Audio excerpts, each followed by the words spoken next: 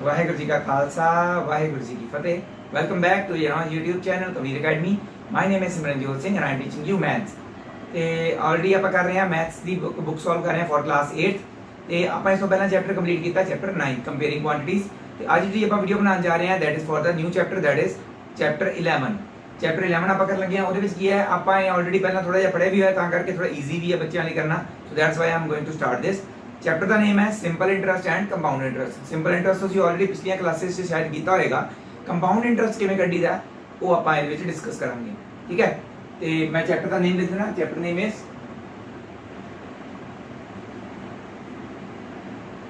simple interest and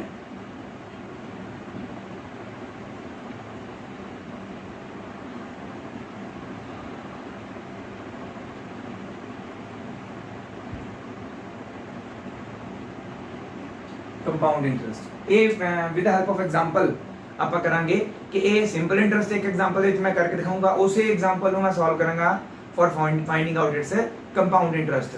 ਠੀਕ ਹੈ ਸੋ ਆਪਾਂ ਐਗਜ਼ਾਮਪਲ ਦੇ ਥਰੂ ਸਟਾਰਟ ਕਰਦੇ ਹਾਂ। So let's start it.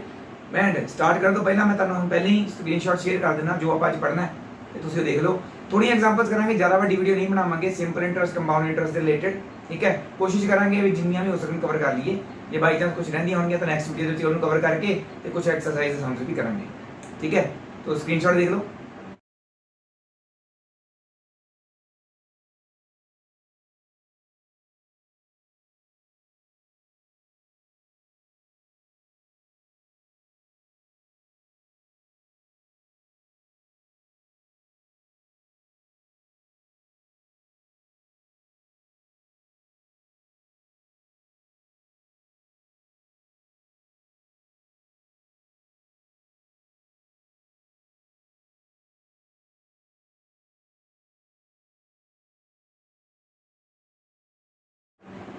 Hopefully screenshot देख रहे होंगे तुसी। So let's start our video today. So let's do it with the first example, that is the example 1. Simple interest कितना find out करेगा? If a sum of rupees 3000 is borrowed for 4 years at a rate of 9% per annum, find the simple interest and the amount paid after 4 years. Simple ਆਪਾਂ interest ਕਿਵੇਂ ਕੱਢੀਦਾ ਪਹਿਲਾਂ ਮੈਂ ਸਿਰਫ example ਦੇ through ਸਿਰਫ simple interest ਕਰਨਾ ਯਾਦ ਕਰਵਾਉਣਾ ਤੁਹਾਨੂੰ ਕਿਉਂਕਿ ਆਲਰੇਡੀ ਤੁਸੀਂ ਪੜਿਆ ਤਾਂ ਹੋਏਗਾ ਹੀ। ਠੀਕ ਹੈ ਅੱਛਾ ਕਈ ਬੱਚਿਆਂ ਨੂੰ ਬਾਈ ਚਾਂਸ ਪਹਿਲੀ ਵਾਰੀ ਪੜਿਆ ਸੁਣਿਆ ਹੋ ਸਕਦਾ ਟੌਪਿਕ ਨਹੀਂ ਪਤਾ ਹੋ ਸਕਦਾ ਇੰਟਰਸਟ ਕੀ ਹੁੰਦਾ। ਜਦੋਂ ਆਪਾਂ ਕੋਈ ਚੀਜ਼ ਕਿਸੇ ਤੋਂ ਪੈਸੇ ਉਧਾਰੇ ਲੈਂਦੇ ਆ ਤਾਂ ਸਾਨੂੰ ਉਹ ਵਿਆਜੀ ਤੌਰ ਤੇ ਪੈਸੇ ਦੇਣਾ ਉਹ ਵਿਆਜ ਨੂੰ ਆਪਾਂ ਇੰਟਰਸਟ ਕਹਿੰਦੇ ਆ। ਉਹ ਕਈ ਵਾਰੀ ਕਿੱਦਾਂ ਵਿਆਜ ਲਗਾਉਂਦਾ ਹੈ ਸਿੰਪਲ ਇੰਟਰਸਟ ਮਤਲਬ ਕਿ ਸਿੱਧਾ ਫਲੈਟ ਰੇਟ ਇੰਟਰਸਟ ਲੱਗਦਾ ਹੈ ਤੇ ਕਈ ਵਾਰੀ ਕੰਪਾਊਂਡਡ ਐਨੂਅਲੀ ਹੁੰਦਾ ਵਾ। ਉਹ ਕਿੱਦਾਂ ਹੋਏਗਾ ਉਹ ਅਲੱਗ-ਅਲੱਗ ਥੋੜੇ ਮੈਥਡ ਨੇ ਉਹਨਾਂ ਦੇ। ਠੀਕ ਹੈ ਸੋ ਸਿੰਪਲ ਇੰਟਰਸਟ ਵਾਲੀ ਐਗਜ਼ਾਮਪਲ ਕਰਨ ਲੱਗੇ ਆਪਾਂ। ਸਾਡੇ ਕੋਲ ਜਿਹੜੀ ਪ੍ਰਿੰਸੀਪਲ ਅਮਾਉਂਟ ਮਤਲਬ ਕਿ ਕਿੰਨੀ ਅਮਾਉਂਟ ਆਪਾਂ ਬੋਰੋ ਕਰਨ ਲੱਗੇ ਆ ਇੱਥੇ ਪ੍ਰਿੰਸੀਪਲ ਅਮਾਉਂਟ ਹੈਗੀ ਸਾਡੇ ਕੋਲ ਰੁਪੀਜ਼ 3000 ਐਂਡ ਕਿੰਨੇ ਸਾਲਾਂ ਲਈ time is 4 years and for at the rate of 9%। ਇਹਦੇ ਅੱਗੇ PA ਲਿਖਿਆ ਮਤਲਬ ਕਿ ਐਨੂਅਲੀ ਪਰ ਐਨਮ ਇੱਕ ਸਾਲ ਦਾ 9% ਰੇਟ ਲੱਗੇਗਾ। ਠੀਕ ਹੈ ਸੋ ਸਿੰਪਲ ਇੰਟਰਸਟ ਦਾ ਫਾਰਮੂਲਾ ਦੇਖੋ simple interest is equal to P into R into T upon 100। P कितना है 3000 rate of interest 9 time 4 years upon 100। तो सीधा सीधा कैंसिल हो रहा है 9 4 36 into 3 करांगे नाल पीछे एक जीरो लग जाएगा। ठीक है 36 into 3 90 तक हो गया 6 3 18 108 हो गया।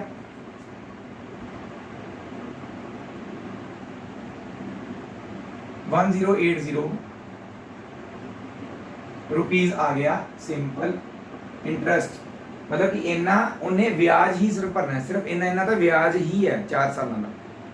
ठीक है total amount plus principal amount plus simple interest नु ऐड करके उन्हें टोटल पैसे कितने देने हैं वो देखो amount is equal to principal amount plus simple interest is equal to 3000 plus 1080 that becomes 4080। इन्नी उन्नी अमाउंट आफ्टर 4 years पे करनी है भावें किस्तां दी करे भावें जितना मर्जी करे इन्नी उन्हें पे करनी है।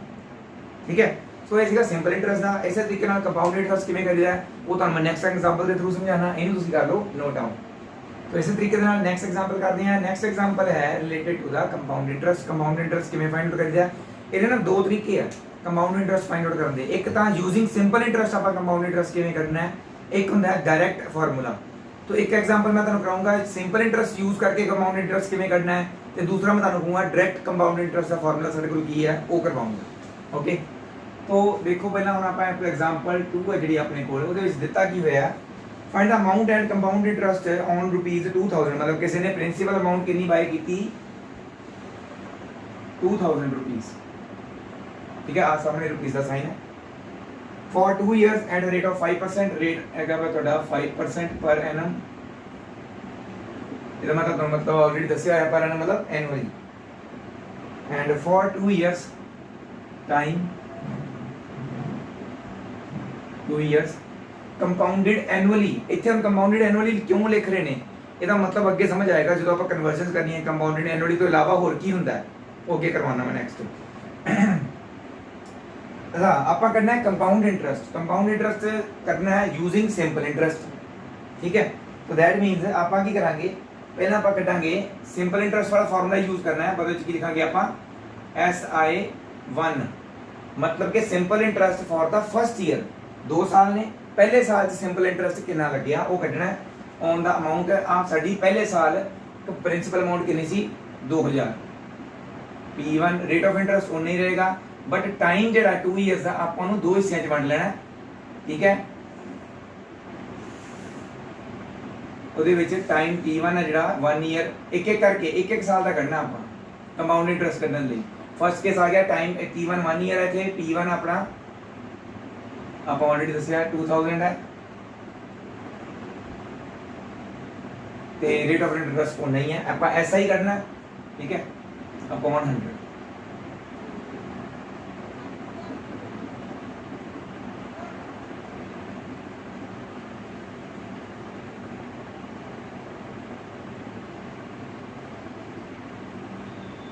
₹100 ਉਹਨੂੰ ਐਜ਼ ਇੰਟਰਸਟ ਦੇਣੇ ਪੈਣਗੇ। तो पहले साल ਉਹਨੇ कितनी अमाउंट पे करनी है, पहले साल जब गल करिए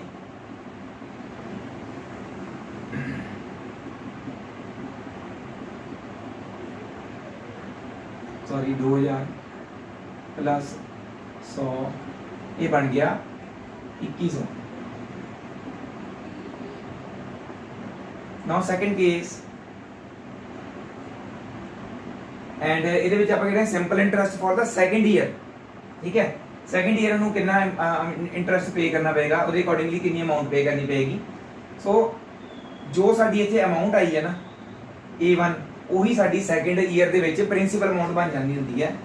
A1 in the first year is the principal amount in second year, that is principal amount ਕਿੰਨੀ ਹੋਗੀ ਸੈਕੰਡ ਈਅਰ ਦੀ ₹2100। Rate of interest no change 5%। Time मैं तुहानू दस्सिया सी एक साल वंड दिंदे होने आपां, 1 साल पहला कर लिया 1 साल हुण कर लेना, 2 साल कंप्लीट हो जाएंगे। ओके, सो आपां हुण कर रहे हैं simple interest 2, that will be P2 into R into T2 upon 100।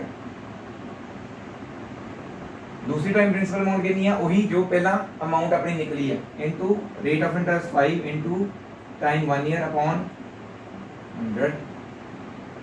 ठीक है, तो ये कितना आ जाएगा 100 तो ही हो गया 105। so that means amount to be paid after 2 years SI2 plus P2 will be 105 plus 2100, that will be 2205 rupees। इन्नी अमाउंट उन्हें 2 साल बाद जी है पे करनी है। एक कंपाउंड इंटरेस्ट निकल आया, जी आ अमाउंट निकली ना, ये हैगी amount to be paid after 2 years. ते कितना इंटरेस्ट पे कीता according to the first principal. पहला सब तो पहला प्रिंसिपल अमाउंट कितनी सी वो माइनस करांगे। कंपाउंड इंटरेस्ट किवें आएगा, अमाउंट जी 2 साल बाद उन्हें पे करनी है माइनस प्रिंसिपल अमाउंट जी सब तो पहला सी उन्हें कितना इंटरेस्ट पे करना है, that is 2205 minus 2000, that is 205 उन्हें पे करना है। ये सीगा सिंपल इंटरेस्ट यूज करके कंपाउंड इंटरेस्ट करना। इस तो अगली एग्जांपल ਤੁਹਾਨੂੰ ਮੈਂ ਕਰਵਾਉਂਗਾ ਜਿਹੜੀ ਉਹਦੇ ਵਿੱਚ ਆਪਾਂ ਕੱਢਾਂਗੇ ਕੰਪਾਊਂਡ ਇੰਟਰਸਟ ਦੇ ਫਾਰਮੂਲੇ ਦੇ ਨਾਲ ਕੰਪਾਊਂਡ ਇੰਟਰਸਟ ਕਿਵੇਂ ਕੱਢੀਦਾ। ਠੀਕ ਹੈ, ਸੋ ਇਹਨੂੰ ਤੁਸੀਂ ਕਰ ਲਓ note down. Let's move on to the next example. Next example ਜਿਹੜੀ ਹੈ ਥਰਡ ਐਗਜ਼ਾਮਪਲ, ਇਹ ਤੁਸੀਂ ਆਪਣੇ ਆਪ ਕਰਨੀ ਹੈ। ਕੰਪਾਊਂਡ ਇੰਟਰਸਟ ਹੀ ਕੱਢਣ ਨੂੰ ਕਿਹਾ, ਬਟ ਟਾਈਮ ਜਿਹੜਾ ਇੱਥੇ 2.5 ਇਅਰਸ ਹੈ ਉਹਨੂੰ ਆਪਾਂ ਕਿੱਦਾਂ ਕਰਨਾ ਮੈਂ ਤੁਹਾਨੂੰ ਥੋੜਾ ਆਈਡੀਆ ਦੇ ਦੇਣਾ ਕਿ ਸਾਡੀ ਪ੍ਰਿੰਸੀਪਲ ਅਮਾਊਂਟ ਜਿਹੜੀ ਹੈ ਉਹ ਹੈਗੀ ਸਟਾਰਟਿੰਗ 'ਚ 4000 ਠੀਕ ਹੈ। ਤੁਸੀਂ ਸਿੰਪਲ ਇੰਟਰਸਟ ਵਾਲਾ ਫਾਰਮੂਲਾ ਲਗਾਓਗੇ ਤੁਸੀਂ ਉਤੋਂ ਅਮਾਊਂਟ ਕੱਢ ਲਓਗੇ 1 ਇੱਥੇ ਤੁਸੀਂ ਟਾਈਮ ਲਓਗੇ ਕਿਉਂਕਿ 2.5 ਇਅਰਸ ਹੈ ਪਹਿਲਾਂ 1 ਈਅਰ ਇੱਕ दूसरी बारी भी टाइम ਤੁਹਾਡਾ 1 ईयर ही होएगा ठीक है। ਇੱਥੇ ਤੁਹਾਡੀ ਅਮਾਉਂਟ ਕੀ ਹੋ ਜਾਏਗੀ ਜੋ ਤੁਸੀਂ ਇੱਥੋਂ ਜੋ ਅਮਾਉਂਟ ਕੱਢੋਗੇ ਉਹੀ ਨੈਕਸਟ ਤੁਹਾਡੀ ਪ੍ਰਿੰਸੀਪਲ ਹੋ ਜਾਏਗੀ। ਫਿਰ ਅੱਗੇ ਤੁਸੀਂ ਇੱਕ ਹੋਰ ਅਮਾਉਂਟ ਕੱਢੋਗੇ ਉਹ ਤੁਹਾਡੀ ਨੈਕਸਟ ਵਾਸਤੇ ਪ੍ਰਿੰਸੀਪਲ ਹੋ ਜਾਏਗੀ ਅਮਾਉਂਟ E3 ਵਾਸਤੇ ਉਹੀ ਅਮਾਉਂਟ ਜਿਹੜੀ A2 ਹੈ ਤੁਹਾਡੀ ਪ੍ਰਿੰਸੀਪਲ ਅਮਾਉਂਟ ਬਣ ਜਾਏਗੀ। ਬਟ ਜਦੋਂ ਤੀਜੀ ਵਾਰੀ ਆਪਾਂ ਟਾਈਮ ਲੈਣਾ ਉਹ ਲੈਣਾ 1.5 ਈਅਰ 2 ਸਾਲ ਤਾਂ ਪੂਰੇ ਹੋ ਗਏ ਤੀਜਾ ਸਾਲ ਅੱਧਾ ਸੀ ਨਾ ਹਾਫ ਈਅਰ ਲੈ ਲੈਣਾ। ਤੇ ਜਿੱਥੇ ਤੁਸੀਂ T3 ਦੀ ਵੈਲਿਊ ਭਰਨੀ ਹੈ ਉੱਥੇ ਇਦਾਂ ਜਿਵੇਂ P R T3 ਹੈ ਇੱਥੇ P3 ਆਏਗਾ upon 100 ਠੀਕ ਹੈ। ਰੇਟ ਆਫ ਇੰਟਰਸਟ ਸਭ ਜਗ੍ਹਾ ਸੇਮ ਚੱਲਦਾ ਹੁੰਦਾ ਹੈ। ਤੁਸੀਂ ਕੀ ਕਰਨਾ ਹੈ ਇੱਥੇ ਅਮਾਉਂਟ ਭਰ ਕੇ ਜੋ ਵੀ ਹੈਗੀ ਇਨਟੂ ਰੇਟ ਆਫ ਇੰਟਰਸਟ ਭਰ ਕੇ ਉਸ ਤੋਂ ਬਾਅਦ ਟਾਈਮ ਭਰਨਾ ਹੈ ਲਾਈਕ ਦਿਸ ਉੱਪਰ 1 ਨੀਚੇ 2 ਲਿਖ ਲਿਓ ਸਿੰਪਲ ਹਾਫ ਜਿਹੜਾ ਉਹ ਵੈਸੇ ਵੀ ਥੱਲੇ ਆਉਣਾ ਸੀਗਾ 2 ਠੀਕ ਹੈ। ਅਮਾਉਂਟ ਜਿਹੜੀ ਭਰ ਕੇ ਫਿਰ ਤੁਸੀਂ ਤੀਸਰੀ ਅਮਾਉਂਟ ਜਿਹੜੀ ਉਹ ਕੱਢ ਲੈਣੀ ਹੈ that will be your amount to be paid after 2.5 years ਤੇ ਉਹਨੂੰ ਓਰੀਜਨਲ ਅਮਾਉਂਟ ਜਿਹੜੀ ਪਹਿਲਾਂ ਸੀਗੀ P1 ਚੋਂ ਮਾਈਨਸ ਕਰ ਦੇਣਾ ਤੁਹਾਡੇ ਕੋਲ ਇੰਟਰਸਟ ਆ ਜਾਏਗਾ ਵੀ ਕਿੰਨਾ ਇੰਟਰਸਟ ਤੁਸੀਂ ਪੇ ਕੀਤਾ ਠੀਕ ਹੈ। ਆਪਾਂ ਕਰਨ ਲੱਗੇ ਹਾਂ 4th ਐਗਜ਼ਾਮਪਲ ਯੂਜ਼ਿੰਗ ਦਾ ਫਾਰਮੂਲਾ। ਇਹ ਵਾਲੀ ਇੱਕ ਐਗਜ਼ਾਮਪਲ ਤੁਸੀਂ ਜਿਹੜੀ ਹੈ ਜਿਵੇਂ ਮੈਂ ਪਹਿਲਾਂ ਕਰਵਾਈ ਉਦਾਂ ਕਰ ਲਓ ਠੀਕ ਹੈ।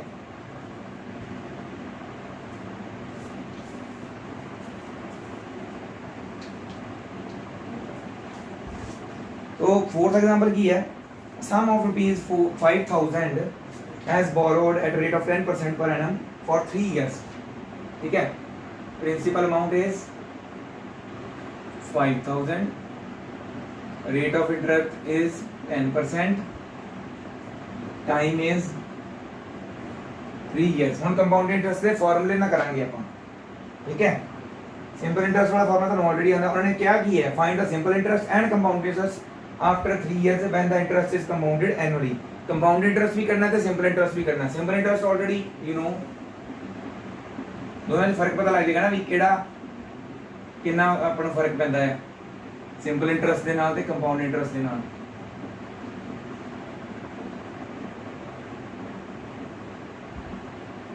$1500 ਤੁਸੀਂ 1500 ਇੰਟਰਸਟ ਪੇ ਕਰਦੇ ਹੋ ਸਿੰਪਲ ਇੰਟਰਸਟ ਜੇਕਰ ਲੱਗਦਾ ਹੈ 3 ਸਾਲ ਤੇ ਤਾਂ 10% ਦੇ ਹਿਸਾਬ ਨਾਲ।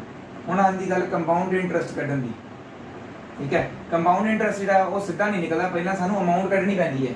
ਇਹਦੇ ਚ ਸਿੱਧਾ ਇੰਟਰਸਟ ਨਿਕਲ ਆਉਂਦਾ ਨਾ ਕੰਪਾਊਂਡ ਇੰਟਰਸਟ ਵਾਲੇ ਪਹਿਲਾਂ ਸਾਨੂੰ ਅਮਾਉਂਟ ਕੱਢਣੀ ਪੈਂਦੀ ਹੈ। ਅਮਾਉਂਟ ਕੀ ਹੈ ਠੀਕ ਹੈ। ਅਮਾਉਂਟ ਹੈ ਸਾਡੀ P into 1 plus R upon 100 raised to power T। P ਕੀ ਹੈ principal amount rate of interest time P ਕਿੰਨਾ ਸਾਡਾ 5000 into 1 plus rate of interest is 10 time is 3।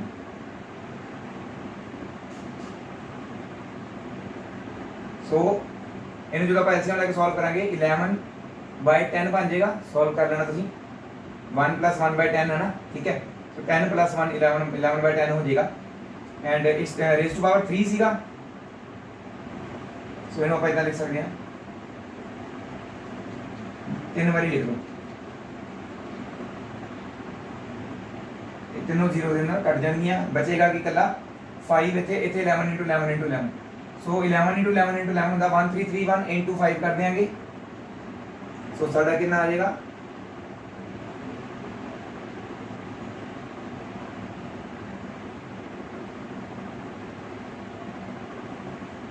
6655 ਉਹਨੇ ਪੇ ਕਰਨੀ ਹੈ। ਇਹ ਹੈਗੀ ਅਮਾਉਂਟ ਇੰਟਰਸਟ ਬਾਅਦ ਚ ਕੱਢਣਾ ਹੈ। ਇੰਟਰਸਟ ਕਿਦਾਂ ਨਿਕਲਦਾ compound interest amount minus principal. Amount ਕਿੰਨੀ ਆਈ 6650 ਪ੍ਰਿੰਸੀਪਲ ਅਮਾਉਂਟ ਵਿੱਚੋਂ ਮਾਈਨਸ ਕਰ ਦਿੱਤੀ ਤਾਂ ਬਣ ਜਾਏਗਾ 1655।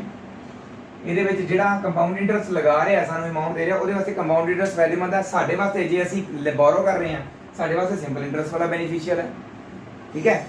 ਸੋ ਦੇਖੋ ਫਰਕ ਪਤਾ ਲੱਗ ਗਿਆ ਕੰਪਾਊਂਡ ਇੰਟਰਸਟ ਤੇ ਸਿੰਪਲ ਇੰਟਰਸਟ ਕਿਵੇਂ ਨਿਕਲਦਾ।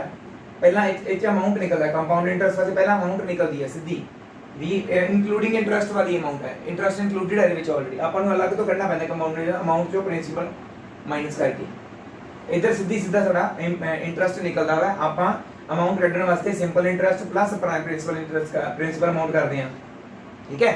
तो ये चीज़ फर्क होता है। इन्हें तुम कर लो नोट डाउन, बहुत ही सिंपल सी ना। इस तरीके नाल आपां नेक्स्ट एग्जांपल करांगे। नेक्स्ट एग्जांपल करन तो पहला साडे कोल की है कन्वर्जन पीरियड है। दैट मीनस आपां कन्वर्ट भी करना हुंदा कुछ। कई बार पता की हुंदा है कि अगे हुण तक तां आपां करदे आए compound interest to find compounded annually, किते किते कहंदे semi annually, compounded semi annually, compounded quarterly. ਉਹਦਾ मतलब की है? सब तो पहले अपन पता होना एनुअली का मतलब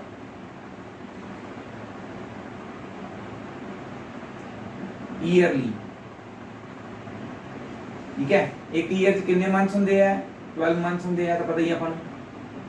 ओके, सो ईयरली कह रहे तो 1 ईयर सीधा सीधा टाइम जेकर अपने को दिता जाता तो 1 ईयर आप लवांगे सीधा सीधा। टी 1 ईयर होएगा, रेट ऑफ इंटरेस्ट जिहड़ा आ वो आर ही रहेगा, ठीक है। ये अमाउंट है जिहड़ी वो P into 1 plus R upon 100 ही रहेगी दी पावर टी। कोई फर्क नहीं पैंदा हुंदा। जो कंपाउंडेड एनुअली करते हैं तो इदां ही। जेकर सानू क्या है compounded semi annually, semi annually का मतलब की है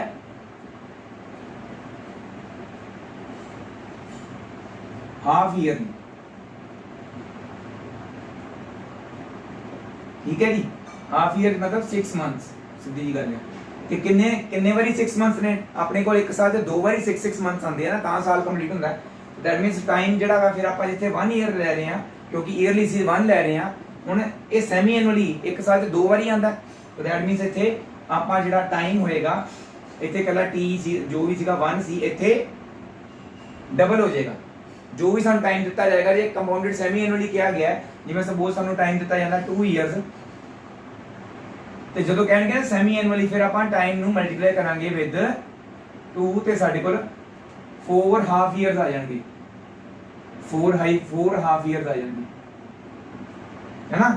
ਇਹਨੂੰ 2 ਨਾਲ ਮਲਟੀਪਲਾਈ ਕਰਾਂਗੇ ਤਾਂ then we will get 4 half years. Half years 4 ਨੇ ਨਾ, ਸੋ ਇਦਾਂ ਹੋਏਗਾ। ਤੇ ਜੇਕਰ ਟਾਈਮ 'ਚ ਫਰਕ ਪਿਆ ਹੈ ਤਾਂ that means rate of interest 'ਚ ਫਰਕ ਪੈਣਾ ਚਾਹੀਦਾ। ਰੇਟ ਆਫ ਇੰਟਰਸਟ ਤੁਹਾਡਾ ਜਿਹੜਾ ਆ ਉਹ ਹਾਫ ਹੋ ਜਾਏਗਾ, ਕਿਉਂਕਿ ਹਾਫ ਈਅਰ ਦਾ ਆਪਾਂ ਕੱਢ ਰਹੇ ਹਾਂ ਤਾਂ ਰੇਟ ਆਫ ਇੰਟਰਸਟ ਵੀ ਹਾਫ ਹੋ ਜਾਏਗਾ। ਉਹਦੇ ਨਾਲ ਫਿਰ ਸਾਡਾ ਅਮਾਉਂਟ 'ਚ ਕੀ ਫਰਕ ਪਏਗਾ? P into 1 plus R by 2 हो जाएगा ना। ਜਿਹੜਾ बाय 2 ਹੈ ਨੀਚੇ ਲਿਖ ਸਕਦੇ ਆਪਾਂ 100 ਦੇ ਨਾਲ, ਹੈ ਨਾ। ਤੇ T ਦੀ ਪਾਵਰ ਜਿਹੜੀ ਹੈ T ਸੀਗਾ ਉਹ ਹੋ ਗਿਆ ਡਬਲ, ਸੋ ਇੱਥੇ ਆਪਾਂ 2T ਲਿਖ ਸਕਦੇ ਹਾਂ, ਠੀਕ ਹੈ। So actually it is becoming like this.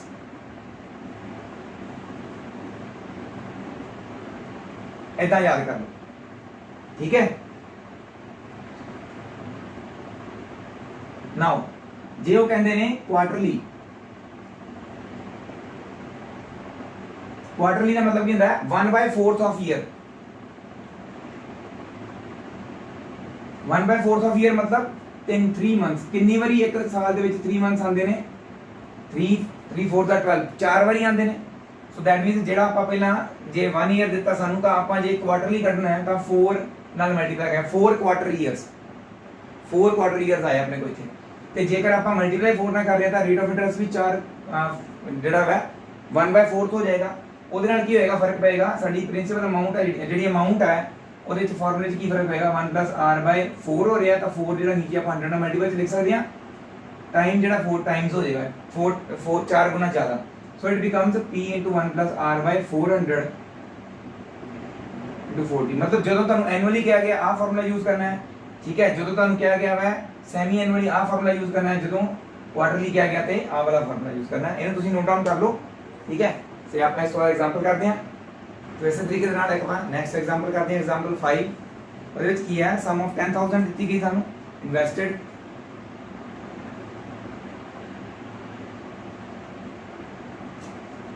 for 2 years at a rate of 10%, time 2 years, ठीक है। Find the compound interest after 2 years compounded annually. दो पार्ट्स ने दे, एक कंपाउंडेड एनुअली वाला, एक कंपाउंडेड सेमी एनुअली वाला। तो जो कंपाउंडेड एनुअली क्या है, फर्स्ट पार्ट में आप लिखना है कंपाउंडेड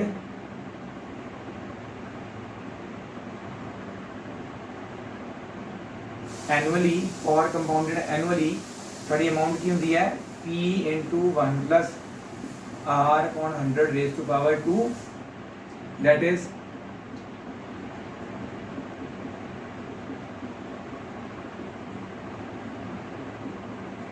⁻T, सॉरी, ठीक है, so it will become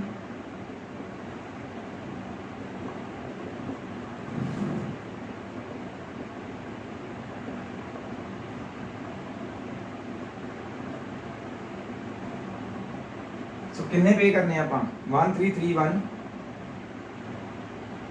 sorry 2 years मैं 3 बारी करता 2 इयर्स सी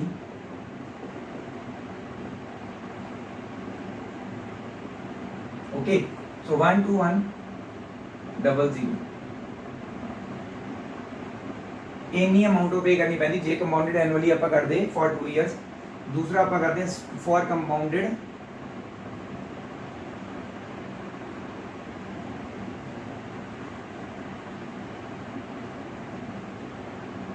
सैमी एनुअली जी अमाउंट है वो की फर्क पैंदा है P into 1 plus R upon 200 हो जाता होंगे इतने 2t हो जाता होंगे सीधा फॉर्मूला ही याद रखो कुछ भी चेंज करने की लोड़ नहीं थानू ठीक है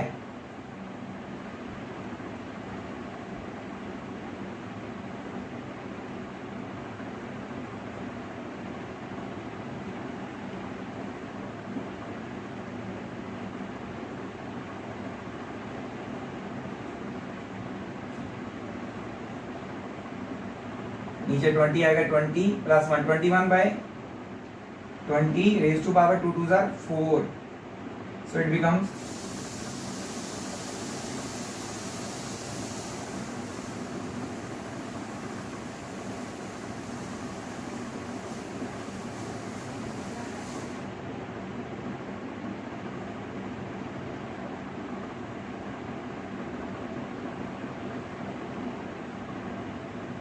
ट्वेंटी वन जो 4 बारी मल्टीप्लाई किया दैन डिवाइड किया दैन साढ़े को सीधा मैं आंसर दस देना की आएगा 121550625 अप्रोक्सीमेटली इन आप कन्वर्ट करिए 06 रुपीज पैसे ठीक है इन आ जाएगा अप्रोक्सीमेटली तो फर्क देखो किदे ਆਪਾਂ ਨੂੰ ਜੇ ਆਪਾਂ ਮੈਂ ਲੈਣਾ ਮੈਂ ਬੋਰੋ ਕਰਨੇ ਕਿਸ ਤੋਂ ਪੈਸੇ ਤਾਂ ਮੈਂ ਹਾਫ ਈਅਰਲੀ ਤਾਂ ਬਿਲਕੁਲ ਨਹੀਂ ਕਰਾਂਗਾ ਐਨੂਅਲੀ ਕਰ ਲਾਂਗਾ ਜੇਕਰ ਕੰਪਾਊਂਡ ਇੰਟਰਸਟ ਹੀ ਮੈਨੂੰ ਲੈਣਾ ਪੈ ਰਿਹਾ ਜੇਕਰ ਤਾਂ ਮੈਂ ਈਅਰਲੀ ਕਰਾਂਗਾ ਨਾਟ ਹਾਫ ਈਅਰਲੀ 75 ਰੁਪਏ ਵੱਧ ਪੈ ਰਹੇ ਹੈ ਨਾ ਤਾਂ ਵੱਡੀ ਅਮਾਉਂਟ ਵਾਸਤੇ ਹੋਰ ਜ਼ਿਆਦਾ ਪੈਂਦਾ ਹੁੰਦਾ ਇਹ ਤਾਂ ਛੋਟੀ ਅਮਾਉਂਟ ਸੀ ਠੀਕ ਹੈ ਸੋ ਇਹ ਸੀਗਾ ਆਪਣਾ 5th ਐਗਜ਼ਾਮਪਲ ਇਸ ਤੋਂ ਬਾਅਦ ਆਪਾਂ 6th ਐਗਜ਼ਾਮਪਲ ਕਰਾਂਗੇ ਵੈਸੇ 6th ਐਗਜ਼ਾਮਪਲ ਆਪ ਕਰੋ ਉਹਦੇ ਵਿੱਚ ਕੀ ਹੈ ਕੁਆਟਰਲੀ ਹੈ ਕੁਆਟਰਲੀ ਵਾਲਾ ਫਾਰਮੂਲਾ ਲਾਵਾਂਗੇ ਇੱਥੇ 4 ਆ ਜਾਏਗਾ ਇੱਥੇ 4 t ਆ ਜਾਏਗਾ ਉਹਨਾਂ ਦਾ ਫਰਕ ਹੈ ਬਸ ਉਹ ਤੁਸੀਂ ਆਪਣੇ ਆਪ ਕਰਨੀ ਹੈ ਠੀਕ ਹੈ ਅਮਾਉਂਟ ਤੁਹਾਨੂੰ ਦਿੱਤੀ ਹੋਈ ਹੈ ਕਟਿੰਗ ਵਗੈਰਾ ਕਰਕੇ खुद करने की कोशिश करो बहुत ईजी है आप करते हैं 7th एग्जाम्पल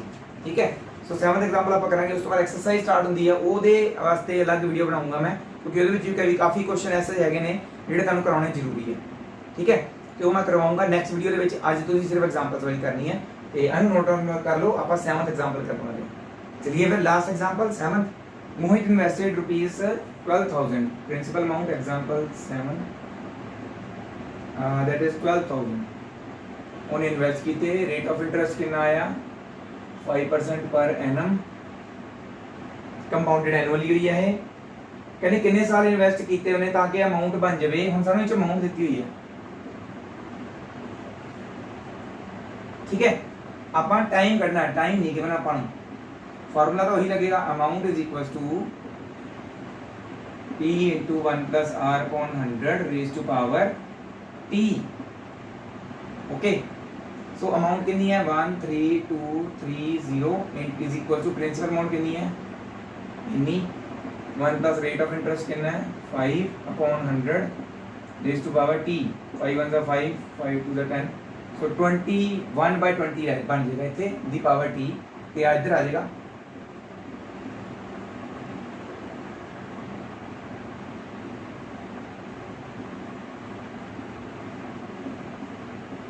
इदा का क्वेश्चन करने पता की कहते हैं जो इतने आया ना इदा 21/20 इधर भी बनेगा तो ही पावर्स आप बराबर लिख सकते हैं मतलब ये एक्सपोनेंट का रूल होता है कि इक्वल टू तो दूसरी साइड से जी पावर चीज़ है बेस वो पावर तो इधर बेस से पावर तो ही इक्वल लिख सकते हैं पावर्स आप जे बेसिस सेम ने हम इसकी कटिंग वगैरह करा जो कोई तो जीरो सीधे कट हो गया ठीक है